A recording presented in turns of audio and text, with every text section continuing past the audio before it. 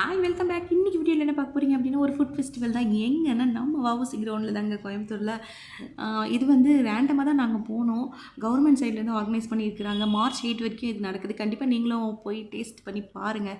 நாங்கள் போனோம், எங்களுக்கு ஒரு சூப்பரான எக்ஸ்பீரியன்ஸ் கிடச்சிது. என்னென்னா ஆர்கனைஸ் பண்ணதெல்லாம் நல்லா தாங்க இருந்துச்சு. சேர் டேபிள் இருக்குது, சாப்பிட்றதுக்கு உட்காந்து, அதுக்கப்புறம் குடிக்கிறதுக்கு தண்ணி இருக்குது, காசு கொடுத்து நம்ம வாங்க வேண்டாம். தண்ணியும் நமக்கு வந்து ஃப்ரீயாகவே ப்ரொவைட் பண்ணுறாங்க. ஃபேன் இருக்குது, எல்லாமே சூப்பராக இருந்துச்சுங்க. ஆனால் சாப்பாடுன்னு ஒன்று வந்து நான் எல்லா சாப்பாடையும் டேஸ்ட் பண்ணல. நான் சாப்பிட்ட வரைக்கும் சொல்கிறேன். கறி தோசை, மட்டன் கறி தோசை வாங்கலாம்னு சொல்லிட்டு மதுரை சைடு போயிருந்தோம்.